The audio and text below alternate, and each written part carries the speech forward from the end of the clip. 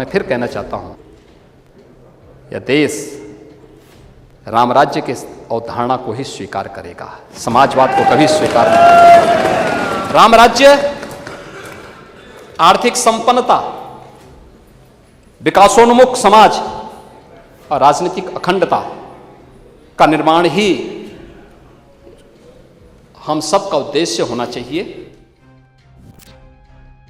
उत्तर प्रदेश सरकार का बजट प्रस्तुत करते समय मुख्यमंत्री योगी आदित्यनाथ ने सदन में ये बात कही थी। आप भले ही इसे एक सामान्य वक्तव्य समझें, लेकिन भारतीयों को अपना दास समझने वाले कांग्रेसी वामपंथी इकोसिस्टम के लिए योगी के शब्द कानों में पिघले लोहे के समान हैं।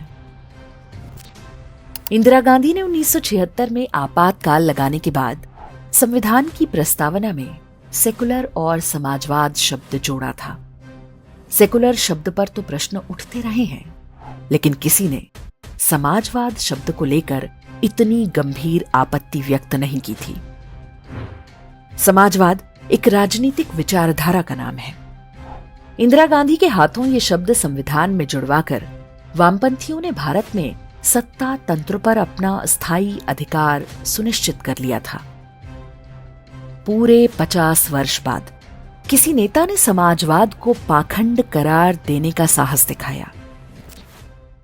यह अमीरों को गरीब बनाता है, गरीबों को गुलाम बनाता है, बुद्धिजीवियों को बेवकूफ बनाता है, केवल नेताओं को अपने स्वयं के लोगों को शक्तिशाली बनाने का आज के दिन का सबसे बड़ा पाखंड है समाजवाद। समाजवाद व्यक्ति की स्वतंत्रता छीनने वाली व्यवस्था का ही एक आकर्षक नाम है। किसी देश में समाजवाद जब जड़ें जमा लेता है तो वहां लोकतंत्र पिछले दरवाजे से बाहर चला जाता है। ऐसा हम कई देशों में होते देख चुके हैं।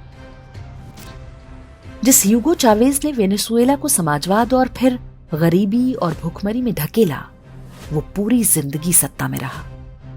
उसके मरने के बाद डिप्टी निकोलस मादुरो राष्ट्रपति बना। उसके समय में अर्थव्यवस्था और भी गड्ढे में चली गई। चावेज तो मर गया, पर निकोलस मादुरो राष्ट्रपति बन गया।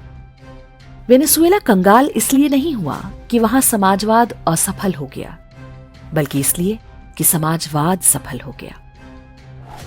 वेनेजुएला की कंगाली ही समाजवाद की सफलता है। समाजवाद वो करने में सफल हुआ जो वो करने आया था। समाजवाद गरीबी ही दे सकता था, यह गरीबी देने में सफल हुआ। भारत में भी बिल्कुल यही काम चल रहा था। यह तो हमारा सौभाग्य था कि बीच में पीवी नरसिंह राव प्रधानमंत्री बन गए। राजनीतिक रूप से आप उनके समर्थक हों या विरोधी, किंतु एक राष्ट्र के रूप में हमें नरसिंह राव को श्रेय देना चाहिए कि उन्होंने भारत को समाजवाद से स्वतंत्रता दिला दी। इस कार्य के बदले में भारत रत्न बहुत छोटा सम्मान है। समाजवादियों और उनकी आड़ में छिपे वामपंथियों की एक बहुत बड़ी विशेषता है। वे अपनी सारी वैचारिक करतूतों को व्यक्तियों पर थोपने में सफल हो जाते हैं। लेकिन हमें याद रखना होगा कि रूस और चीन में करोड़ों लोगों की हत्या स्टालिन और माओ ने नहीं, वामपंथ ने की। वेनेजुएला को दिवालिया ह्यूगो चावेज ने नहीं, समाजवाद ने बनाया। बंगाल के मरीच झापी में अनुसूचित जाति के हजारों हिंदुओं का नरसंहार ज्योति बसु ने नहीं, उसकी विचारधारा ने कराया था। समाजवाद का परिणाम हमेशा गरीबी होगा। वेनेजुएला या क्यूबा में ही नहीं, इंग्लैंड और अमेरिका में भी। इंग्लैंड बहुत बुरी तरह समाजवाद के चंगुल में फंस चुका है। वहां पर लोगों का वेतन पिछले 10 वर्षों से स्थिर है। वस्तुओं और सेवाओं का मूल्य, घरों का भाड़ा, सब कुछ 1.5 गुना हो गया है। इंग्लैंड में बस लेबर पार्टी की सरकार बनने की देरी है। उसका जहाज डूबते समय नहीं लगेगा। अमेरिका में डेमोक्रेट्स आ गए हैं और अपनी योजना के अंतिम चरण में हैं। अमेरिका की आर्थिक बर्बादी भी बहुत दूर की बात नहीं है। भारत के पास सुनहरा अवसर है समाजवाद और वेलफेयर स्टेट के जाल को तोड़कर निकलने का। आर्थिक स्वतंत्रता मांगिए, ना कि एमएसपी और सब्सिडी जैसी खैरात। आप अपनी मानसिकता बदलिए, सरकार की नीतियां रातों रात बदल जाएंगी। विदेशी विचारधाराओं और विधर्मी विचारों की बेड़ियां जब टूटेंगी, वही वास्तविक राम राज्य होगा।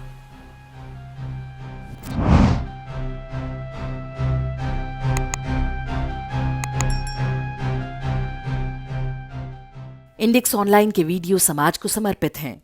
आप इनको डाउनलोड करके जैसे चाहे वैसे प्रयोग कर सकते हैं। चाहे तो आप हमारे टेलीग्राम चैनल से जुड़ सकते हैं।